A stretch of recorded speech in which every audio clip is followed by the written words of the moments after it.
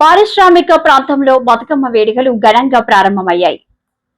పూల పండుగగా ప్రసిద్ధిగాంచిన బతుకమ్మ వేడుకల సందర్భంగా మహిళలు రంగురంగుల పూలతో బతుకమ్మలను అందంగా అలంకరించారు. ఆటపాటలతో ఆనందంగా వేడుకలు జరుపుకున్నారు. తొలి రోజు ఎంగిలి పూల బతుకమ్మగా గౌరమ్మను ఆరాధించారు. చిన్న పెద్ద తేడా లేకుండా ఆడపడుచులు జరుపుకున్న ఈ వేడుకలతో నగర వ్యాప్తంగా ఆధ్యాత్మిక సందడి నెలకొంది.